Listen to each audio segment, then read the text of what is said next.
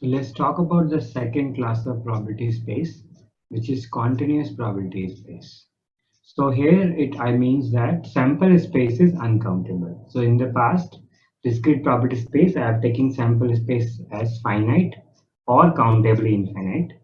In this case, I'm taking sample spaces which are uncountable. So the example can be sample space can be all real numbers between 0 to 1. Okay, or the set of infinite length binary strings. So one argument comes, why can't we treat it same way? Why can't we do the same thing that we assign probabilities to each singleton event, uh, and then we take the union of it? So one problem is this is an uncountable set, so we cannot construct singleton events, and then the union, the countable union of these events will not be. We cannot write every set of every subset of 0 1 as a countable union of the singleton events. So one thing, it's not possible to assign a non-zero probability measure to every singleton, because if you assign non-zero and then you take, there are many sets, if you take a union, you will get a number of the probability of complete omega as more than 1 or even infinite. So if you assign non-zero probability to each singleton event, then the probability of omega, which is the union of all those singleton events, would be infinite. It will not be 1. And then other thing is, it's not even possible to measure all elements of power sets. Right? So if you take 0, 1, a real number, and you take a power set, its power set, then it's not possible to measure all elements of it. So this was possible in the countable set. If you take a countable set, if you take a power set, it's possible to measure all those sets. We have done that. We have assigned a probability measure to it. But for uncountable number, uncountable set, for example, a set of all real numbers between 0 to 1, it's not possible to assign a measure or probability measure to every subset of this set. So the way it is done is we divide this set into small intervals and assign measure to it. Okay, and to understand this, we would need the notion of open and closed interval, which is defined in a separate video lecture. So let's see that we define, we create some open intervals uh, uh, of for a comma b, where a is the lower end and b is the upper end of that interval, and we try to partition the space into these intervals and assign a measure to it. So one example how we can assign measure is, see, the measure means the way to measure the size of these sets. Okay, so what are the examples, right? You know, in one-dimensional sets, the length is a measure, right? Or in two-dimensional, the area is a measure, and the three-dimensional, the volume is a measure. Okay, so if you take a space of all real numbers between 0 to 1, if you take any interval a comma b, one measure can be the length of it. What is the length of it? B minus. So there can be other examples also where you can define different types of measures also. But we would first, now we will focus on measures which are translation invariant. It means whether you take a set AB here or if you take the same length set somewhere else, like if you shift this set to by x distance, then that set will become a plus x to b plus x, right? So I'm just adding x to this set, and the a will move to a plus x, b plus move to b plus x. The size, the length is same. Okay, so I will make sure that the measure I am taking is translation invariant. It means it does not depend on the exact location, but it depends on the relative width. Okay, so formally we can say the measure we take is to satisfy this following, that the measure of a comma b is equal to measure of a plus x to b plus x. And these kind of measures are we call as uniform. Okay, and you can expect that length is a uniform measure. Okay, because the length of a comma b is b minus a, and the length of this is also b minus a. So length does not change if you shift the set. So if we take the length, then even then we found that it is not possible to assign length to every subset of real line. Okay, I'm not going to in detail of this, but there are material available online and books also, which will prove that if you cannot assign any measure to every subset of real line, some subset will be left. And if you try to assign to every subset, then there will be inconsistency with the definition. The length is, you cannot measure or measure the length of every subset of the real line. From this concept comes that if you take a power set of the real line, which contains every possible subset of real line, then you cannot measure the size of every element of this power set. Okay, so we cannot take sigma algebra as power set. We will not be able to assign any probability measure to it. So what we do is we take a smaller set as our sigma algebra. What can be one example? We want a smaller set, but we still don't want to leave out the interesting events. Otherwise, we our probability measure is not rich enough.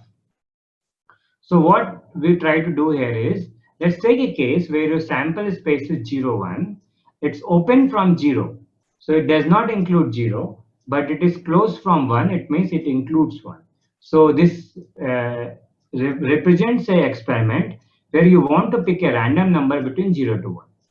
And you can include 1, but you cannot include 0.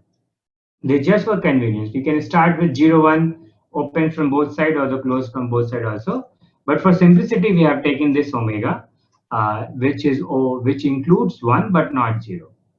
So if you take this omega and if you define power set, then again the problem will come that you cannot assign measure to the power set. So we cannot take sigma algebra. Instead, we say that we are interested in events of the open intervals form a comma b. Okay, so what does this event a comma b means? Okay, remember event are subsets of omega, and a comma b open interval is a subset of omega, so it is a valid event. What does this event means? That this event reflects that the number you have picked lies in this set. So when I say the event a comma b has occurred, I means the number you have picked is between a and b. And because it is open, we don't include a and b. We just say that the number should be between a comma b. Okay, this is the meaning of this event. And every such event, every such subset open interval will be a valid event because it is a subset of capital omega. Now we say that if we take the semi-interval or semi-open intervals of the form AB, which is open from A side and closed from B side, if we take H as a set of all such semi-open intervals. Okay, so this I am calling semi-open because it is open from one side and closed from another side. So when I say that H is a set of all semi-open intervals in this capital omega, then I want to ask, can we construct a sigma algebra which contains this H? Okay, we will call this sigma H. Okay, sigma H means it's a sigma algebra, the smallest sigma algebra you can say, which contains the H, which contains all possible semi-open intervals in 0, 1. And this we denote as Borel of 0, 1. So this is the Borel, this is known as Borel sigma algebra of the semi-open set 0, 1. So we have to understand how do we construct this Borel sigma algebra, because once we are able to construct this, we can show that it is possible to assign a probability measure to this sigma algebra.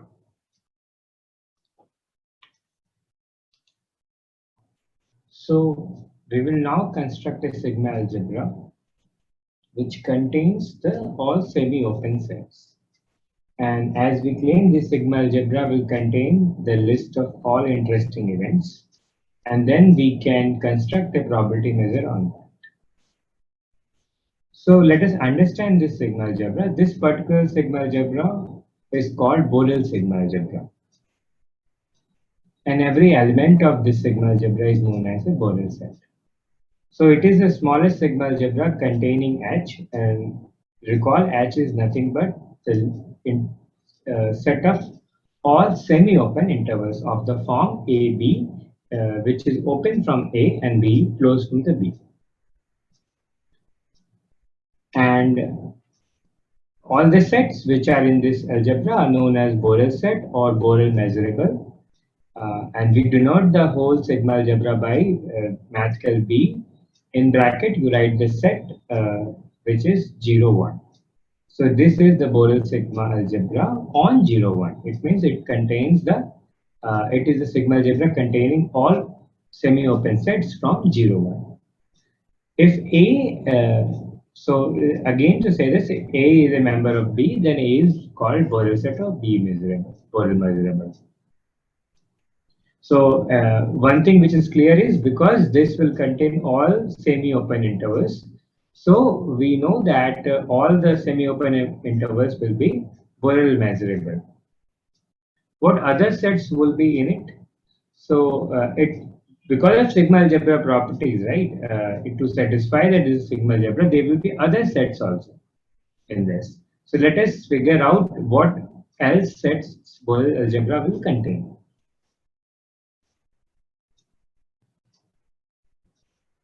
So one thing is, we know that if semi-open sets are there, all possible finite and countable union of these sets will also be in the Borel sigma algebra.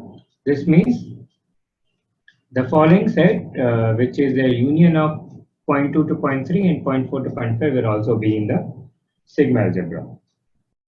Similarly, all complements will be in the sigma algebra. All union of complements and will also be in the sigma algebra.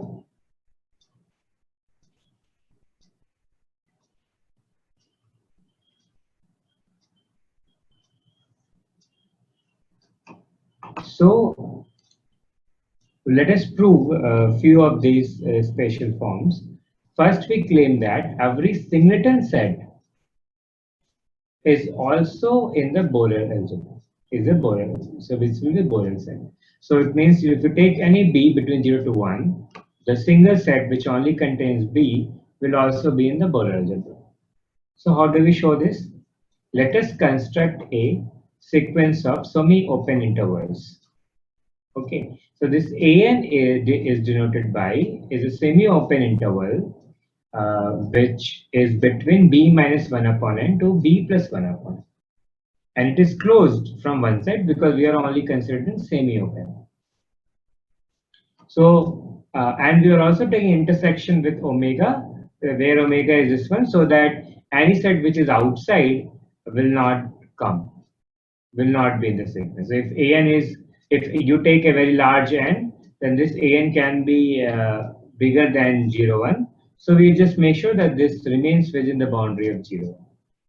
So you can look at this and you can understand that all of this AN will contain B. And then they extend little bit 1 by n radius into left and right of B. Now, if you take intersection, if we take the countable intersection of all these sequences, right, we know that this countable intersection should also belongs to the Borel sigma algebra. So this is the property of sigma algebra that every countable union and every countable intersection both belongs to a sigma algebra. This we have already covered. So this means the countable intersection of AN will also be in the sigma algebra. Now let us compute what will this countable intersection S would look like.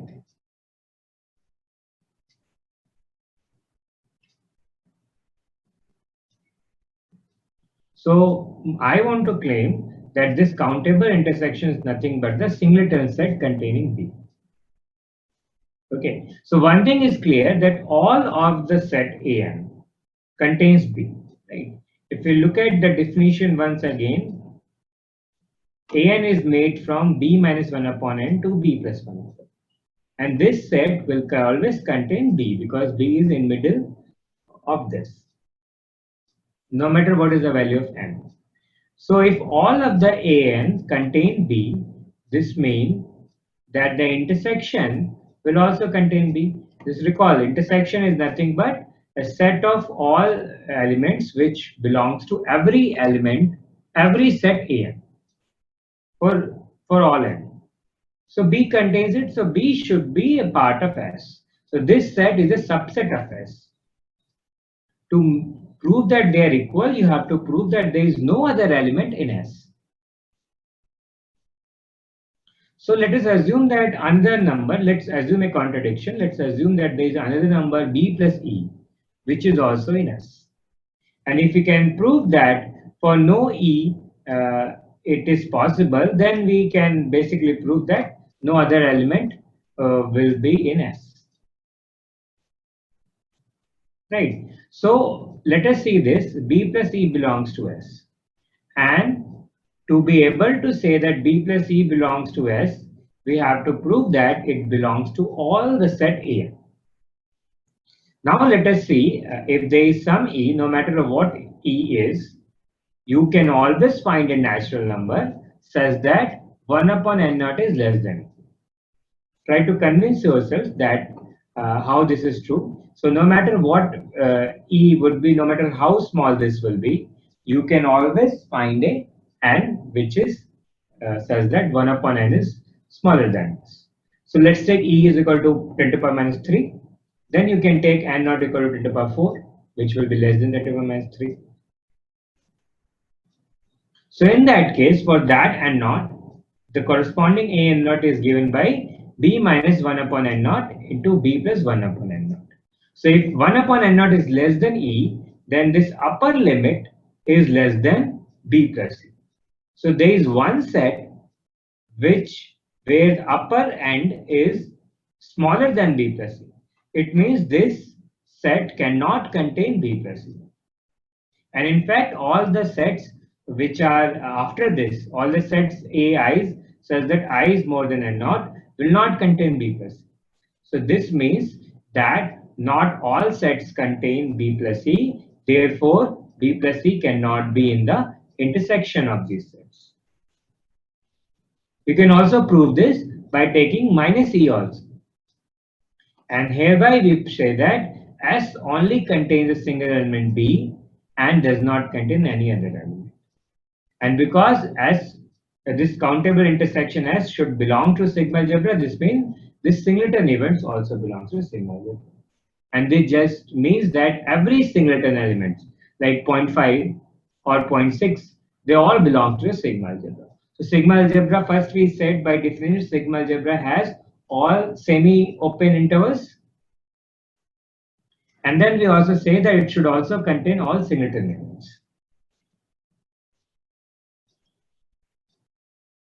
Now what else can be is, so first we, let me say first we prove that the semi-open intervals of the form AB are in the semi-Borel algebra, then B is also in sigma algebra and A is also in sigma algebra because they are singleton events.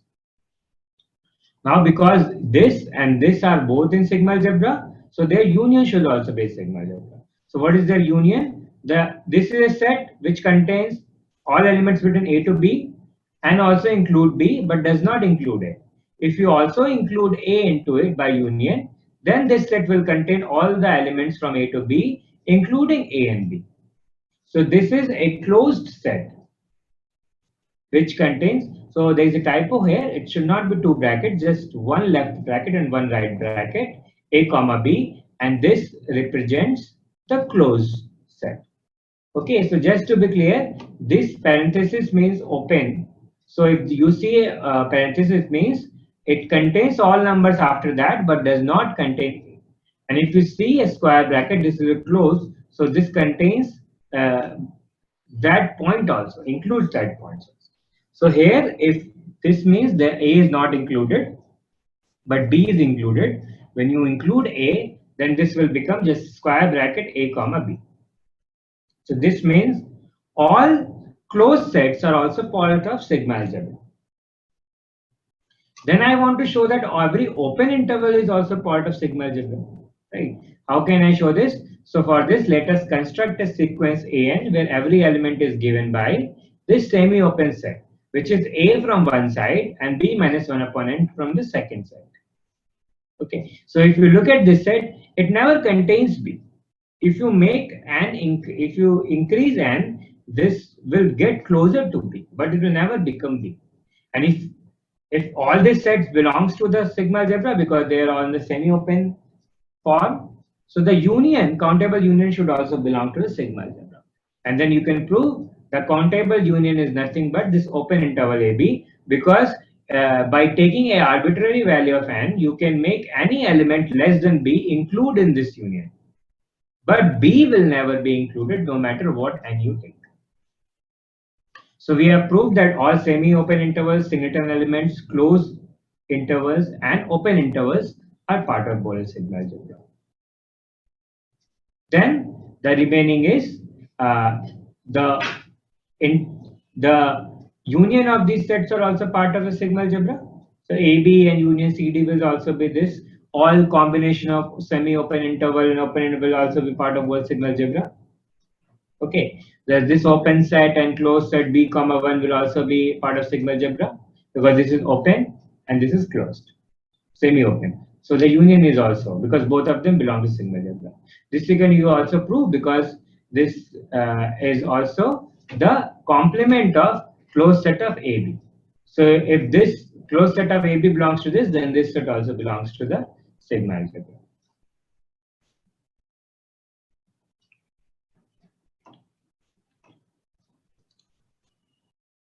Considering the uncountable sample space, in particular, our omega was defined as a semi-open interval between 0 to 1, which is open from the 0 set. So, and closed from the 1. And then we have constructed a sigma algebra F, which was Borel sigma algebra. And we have seen that all Borel sigma algebra contained all intervals of form of which are semi-open, and it also contained open intervals.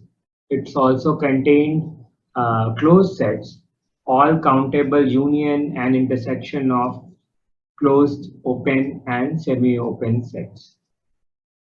And in fact, the way we have constructed Borel sigma algebra was taking our goal was to construct a sigma algebra which contained all semi-open intervals.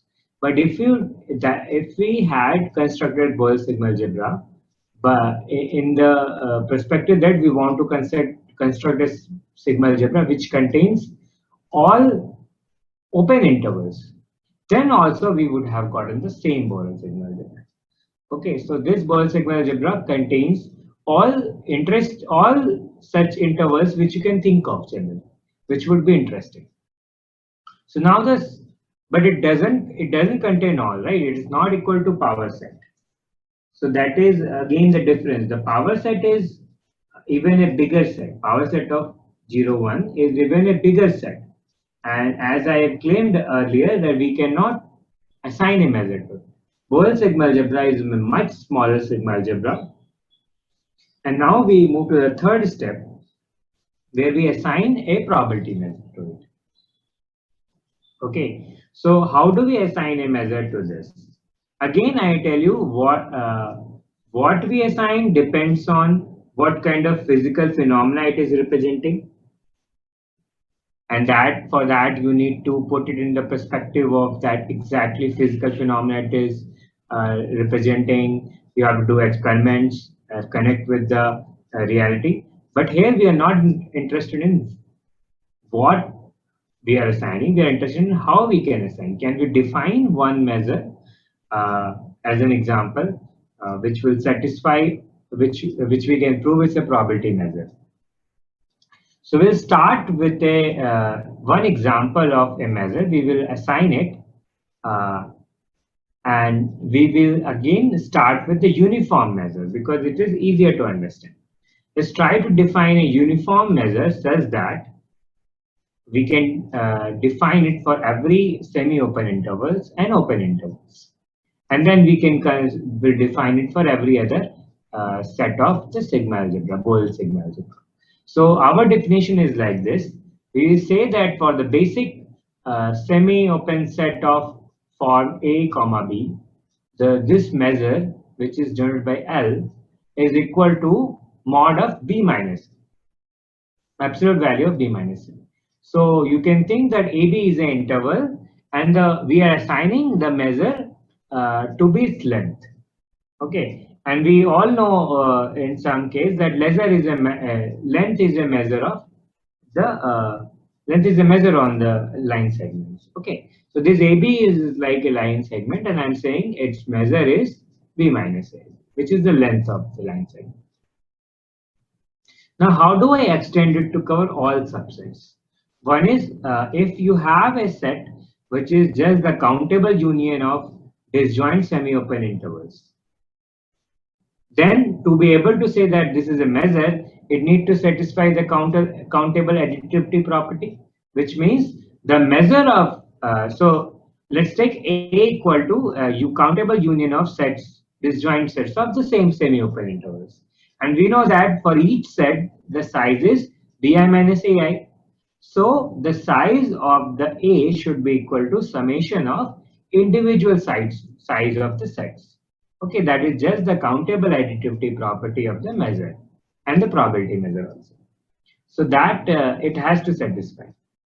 So we are defining in a way which is consistent with the definition itself.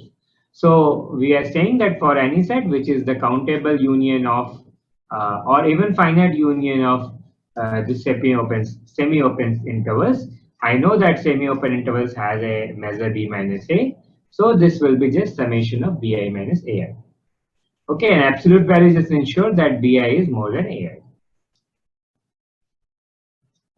So this is our complete definition, that AB is equal to B minus A and LA is equal to sigma B minus AI summation. So this consistent, right? Consistent means, does this satisfy the basic notion of measure we have? So let's take an example. Suppose I take adjacent intervals from A to B and then B to D. So if you take the union of it, you will just get from A to D, because B is in the first set. It is not included in the second set, but though these are disjoint sets, but if you take the union, it will be from all elements from A to D, including the D. So if I compute the size of individual, this will be B minus A, this will be D minus B. And the whole set, if you look at that, is AD. So the size should be equal to D minus, right, by definition. But then I can also compute this the size of the union by taking the individual sizes and adding it, because they are disjoint. So from that way, it will come to B minus A plus D minus B, which will also be equal to D minus A. So from both formulas, you will get the same answer. This means the definition we have done looks like a consistent one. Also, it is from 0 to 1. So the maximum measure which can be assigned is for the set omega itself, which is 0 to 1. And so what is the size of 0 to 1? It will be 1 minus 0, which is 1. So P of omega is 1, which is also consistent to make it a probability measure. So this is not just a measure, this looks like also a probability measure.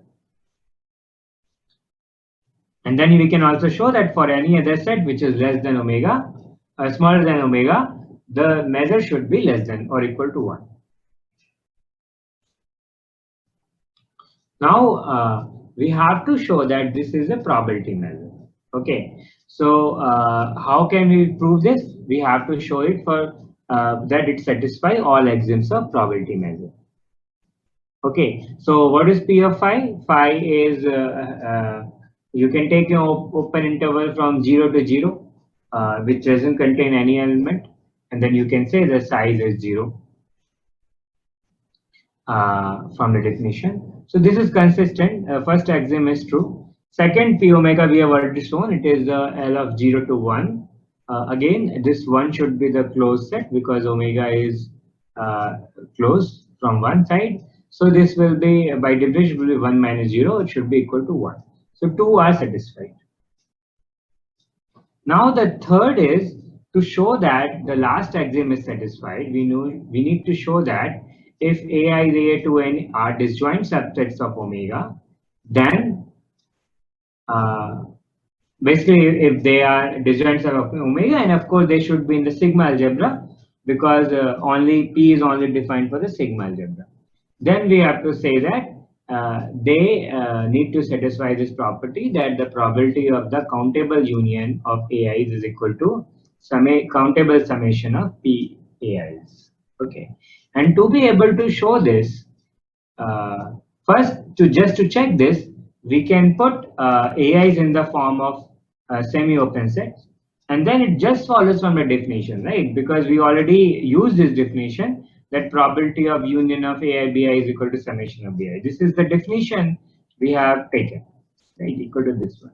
So this one is true from just a definition, the way we have taken, but this axiom need to be actually verified and proved for all possible disjoint subsets of sigma algebra. Okay, not just the semi-open intervals of this one. So this includes all closed sets, semi-closed sets, singletons, and sets not even in the simple interval format, but in the countable union or intersection of those sets. Okay, so this is a involved proof, but let's assume for now that it is a valid probability measure. Okay, the basic thing we have shown that it is maximum is 1, and this it takes 0 for phi, and then for countable for semi-open set, this satisfies the countable additivity property. Okay, let's just assume that this is satisfy the last axiom also in the full form. And actually, I want to discuss something more about this. So let's for now assume it's a valid probability measure, and this measure is a special measure which is called a Lebesgue measure. Okay, so length. This, as you know, this is also the length of the set. So the length of the set is a Lebesgue measure on 0, 1, which is a uniform measure. Okay, and yeah, it's a uniform measure, and it's a probability measure also because the maximum value is 1. So right, and it is, but to say that it is defined for every element of Borel sigma algebra, there is some little work left, right? We have shown for semi-open intervals and the countable union of semi-open intervals. But how is this defined for other forms of which are present in the Borel sigma algebra? For example, what is the measure of a singleton set? Remember, singleton set are the set which only includes one element. For example, this set B, and it is also in Borel sigma algebra. We have shown it. So to say that probability measure is defined, we have to define the measure for every element in sigma algebra. So we should need to define it also for the singleton sets. Okay, so our claim is that this measure, Lebesgue measure, the particular measure we have taken for singleton should be G. Okay, so how do I prove this? So we again go back to the same formula we used to show that this is part of sigma algebra. We construct a sequence n in the following format. It's a semi-open interval from b minus 1 upon n to b plus 1 upon n. And we have already shown that the countable intersection of these sets is nothing but the singleton B, singleton set B. Okay. Now this both are in sigma algebra. So the probability is defined. Probability is defined for B also, this countable union of AI also, and for individual ANs also, because they are all are in the sigma algebra. Okay, so from probability axiom, if it's a valid probability axiom, it needs to satisfy that again we notice that if you take these sequences, they follow they are monotonically increasing sequences. It means AN is a subset of AN plus 1. AS is contained in AN plus 1, right? And this which you can verify because every time you increase N, these sets become smaller. Okay, so this means that the sets are decreasing as you increase n. Okay, so sorry, this is incorrect. What I mean is that an is an plus 1 is a subset of an, because once you increase n, this will become narrower. So an plus 1 is a subset of an. So ans are decreasing as you increase n. Okay, and we have proved that for in normally this property axiom is given as that probability of, sorry, this is not axiom, this is the property we have proved, that probability of this countable intersection of ai is equal to limit n tend to infinity probability of finite intersection of ais from I to n. Okay, and because this is decreasing, you can show that this finite intersection of from a1 to an is nothing but the an itself. Okay, so if that sets are decreasing monotonically, the finite union is just the last set, because that is the smallest set. So then you can show that this probability of intersection of ai is limit n tend to infinity probability of an. And what is the probability of an? This is an is nothing but b minus 1 upon n to b plus 1 upon n. So its measure is this minus this, which is b plus 1 by n minus b minus 1 upon n, that is 2 by n. When I applied limit n tends to infinity, this is 0.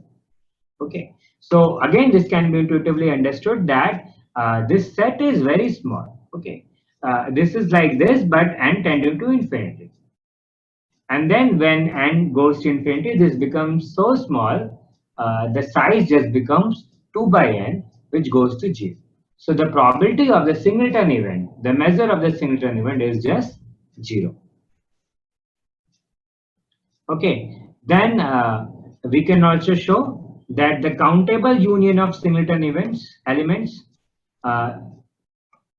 is also 0, right? So because it has to satisfy the probability this, right? Let's take a sequence ai and then suppose e is a set which is made from taking a countable union of ai. Okay, so e is a set of this sequence is not a singleton element. It contains countable infinite elements, right? Because in the form a1, a2, an, which we can say that this is nothing but the union of all these singleton events ais. Okay, so if you take the singleton elements and take a union, it is just you get a1, a2, a3, an, and these are countable number of sets. So the size you get, E you get, will have countable number of elements. Now, what will be the probability of E? From countable additivity, we know that the probability of union of this AI is nothing but the summation of probability of individual elements. And probability of individual elements is 0. Right? Not limiting to 0, that's exactly 0. So if you add many zeros, this will just be a 0. So the probability of E is also 0. So this means that even if you take a countable infinite set, the probability measure of that set is 0. Okay, and you can see the uncountable set, which was 0 to 1, a to b, right? It's an uncountable set. Any set open interval from a to b or semi-open interval from a to b contains all real numbers from a to b, and that's an uncountable set. The measure of that set is non-zero, but the measure of all countable sets, the sets which have countable cardinality, are 0. Right. So how we can use this? We can think that suppose E denote the event that you pick a rational numbers. Okay. Now you know that E is a set which contains rational numbers between 0 to 1.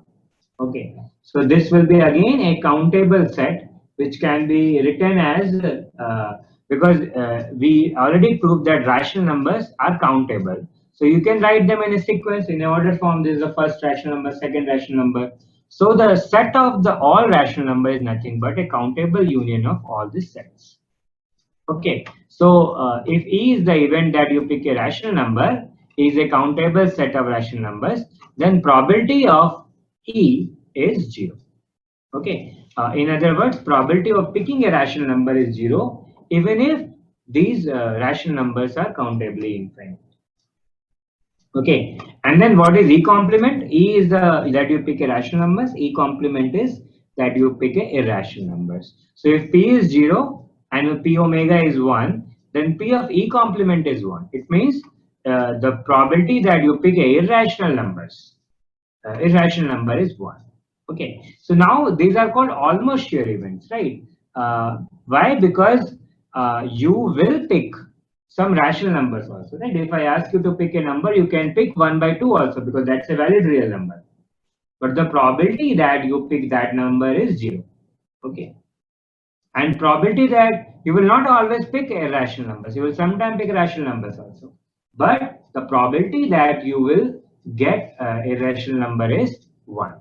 Okay. So although there are some possible outcomes that you may pick a rational number, the combined probability of those outcomes is 0. And as if they never occur. Right? And always, almost sure, I am almost sure that I will get a rational number. It means the probability to get a rational number is 1, even if there can be some outcomes with non-zero probability, which does not include irrational numbers. Okay, so an event whose probability of occurring is 1 is known as almost sure event. Okay, and that may not be equal to complete omega.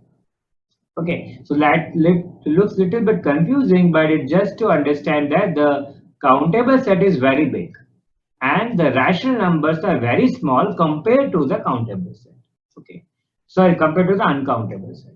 So uncountable set has a probability 1 and they are divided into two parts. There are some countable number of irrational numbers, but they are very small. The probability is 0 and almost everything is irrational numbers.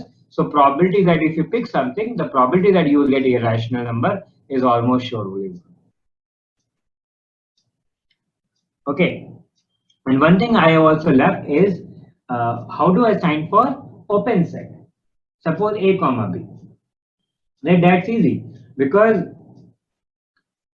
if you think open set A comma B, union of singleton elements B is nothing but the semi-open interval of A comma B, which is closed from B and open from A side.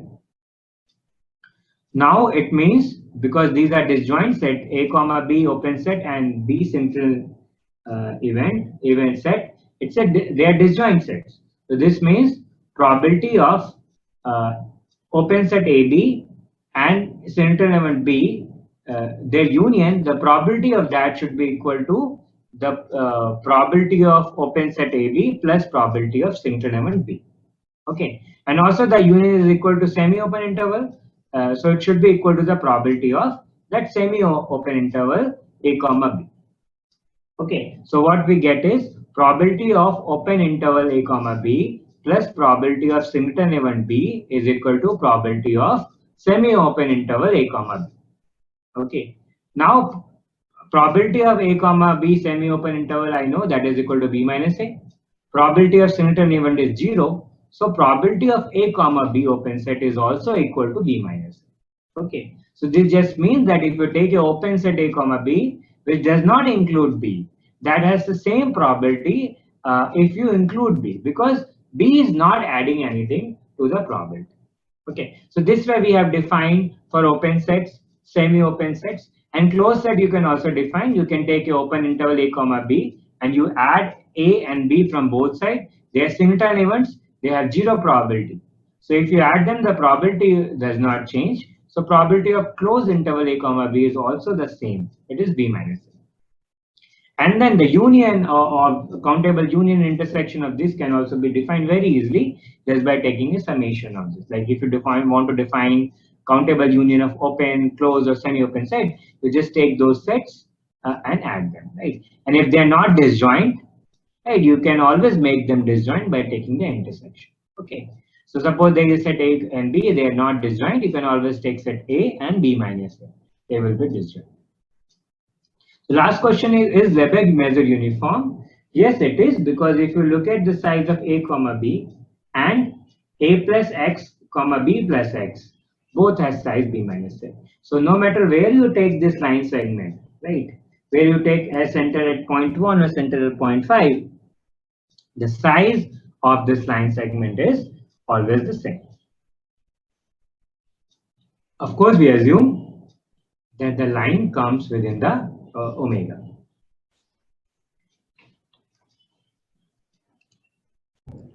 So we have learned about a uniform measure on the Borel algebra of semi-open interval 0 to 1. So for any open interval of the form a comma b, which includes all real numbers between a and b, the measure is b minus a.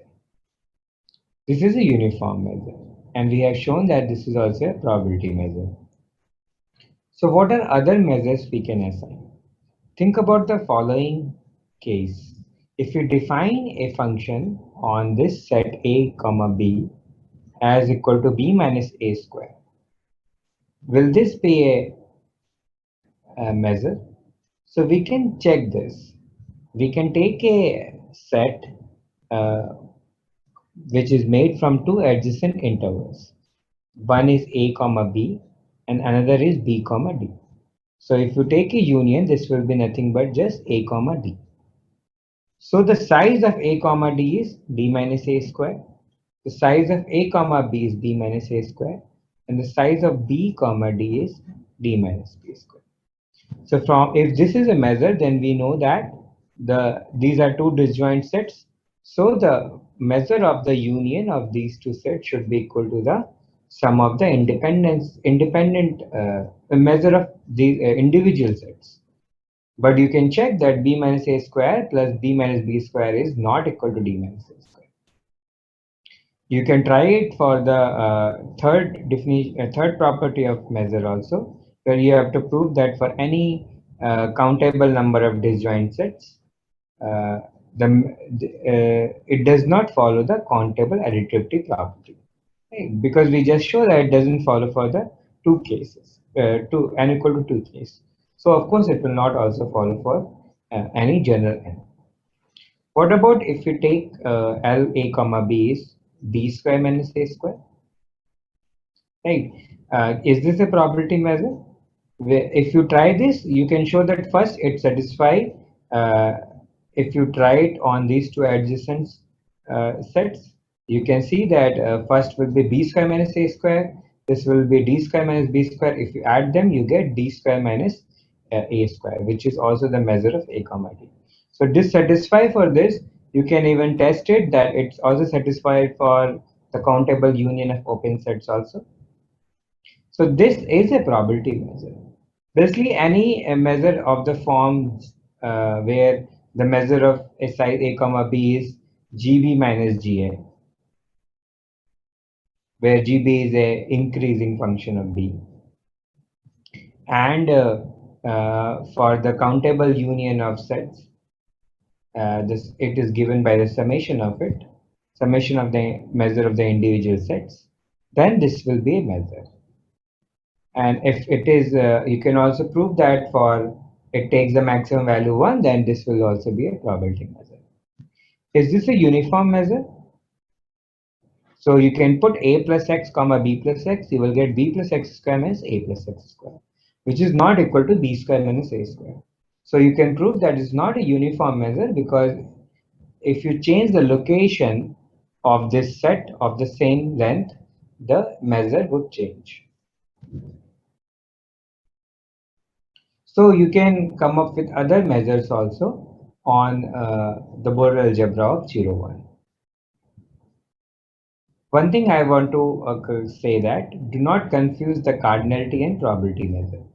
Cardinality is one way to measure sets, right? We say the cardinality tells you the number of elements in a set.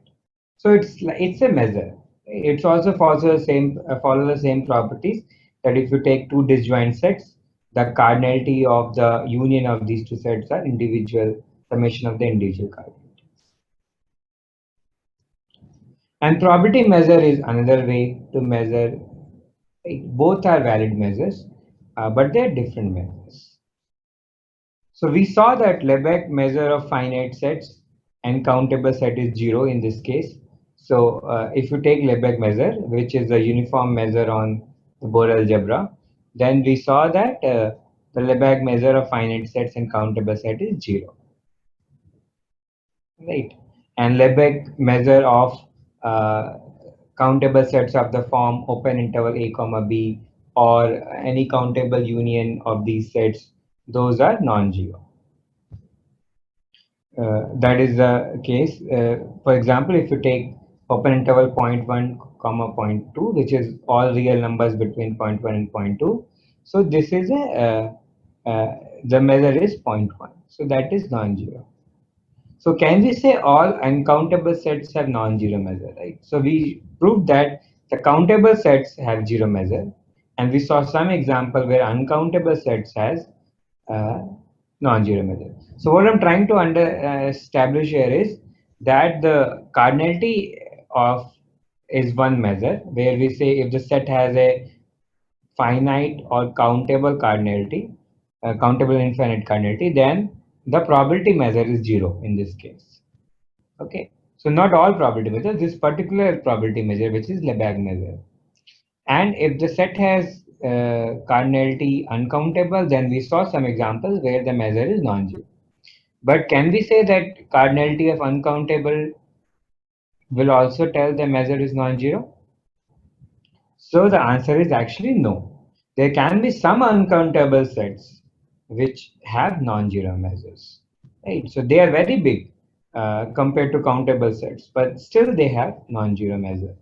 So one example is Cantor set. So Cantor set is an uncountable set. You cannot count it, but it still has a zero measure.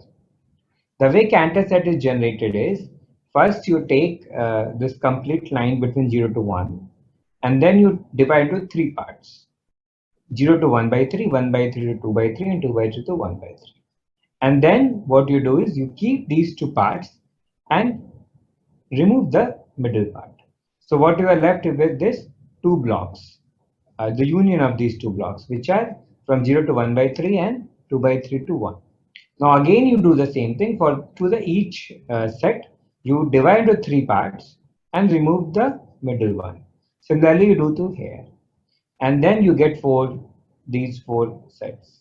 Now you again do the same process and divide them, each four of them, into three parts and remove the middle one.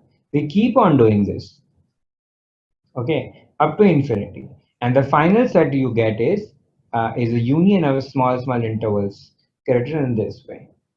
That is what I meant by Cantor set. You can prove that they are uncountable, but it can also be proven that they have zero measure. So I'm not going to the proof of this, which you can find in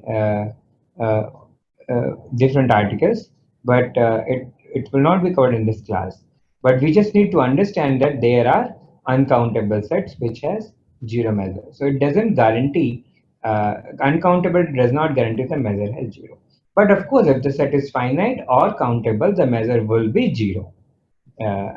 In in this case.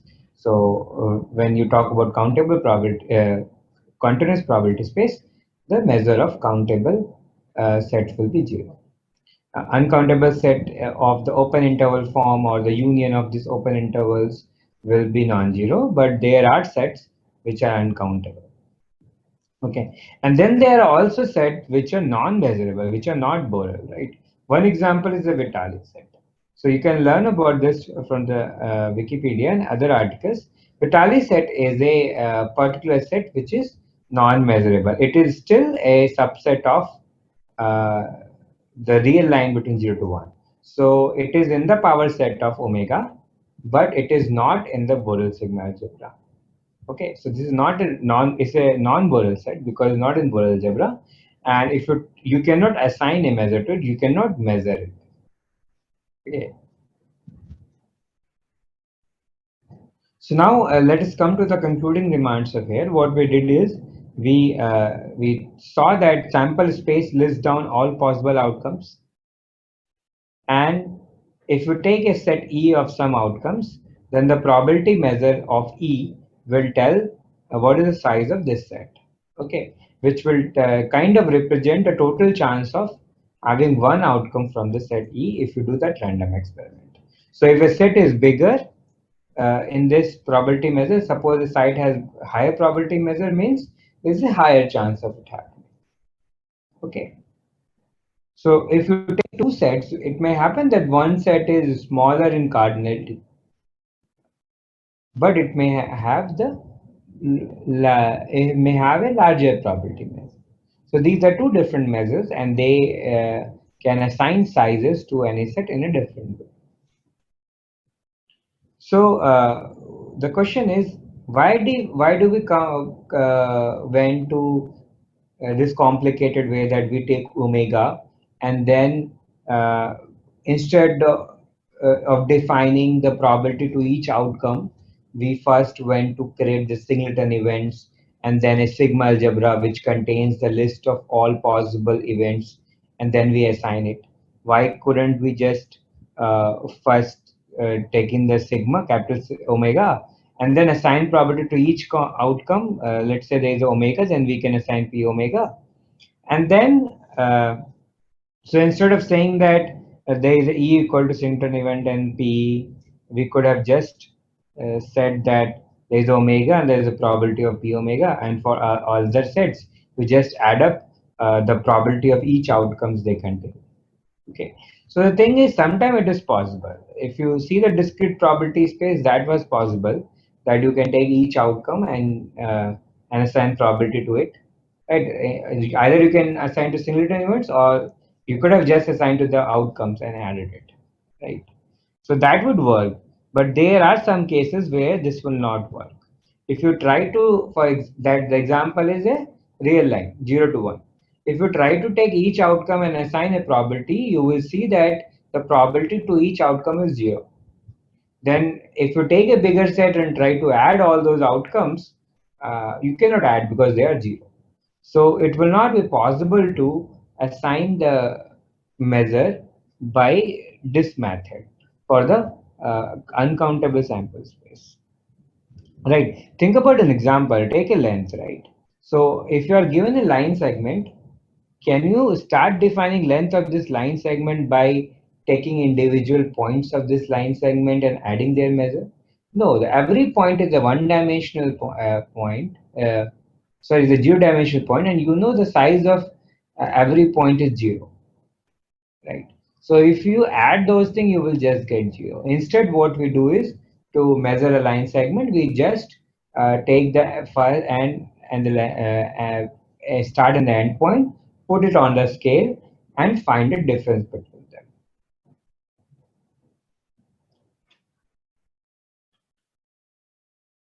So this is about real line 0, 1. What about other uncountable spaces, right? For example, what about a open interval from 0 to? Right. That is same way. You can, just as you defined for 0 to 1, you can also define for 0 to 2. You will start with taking all open intervals between 0 to 2, and then you construct a sigma algebra containing all this set, or containing all open sets in the 0 to. And then of course you have to take, that means it will take all countable union of open and closed sets, semi-open sets, singleton events, all those things. And same way, you can extend it by taking the Borel algebra on the real line also. Right? So you have to take a union of individual Borel algebra, and then you have to consider a sigma algebra.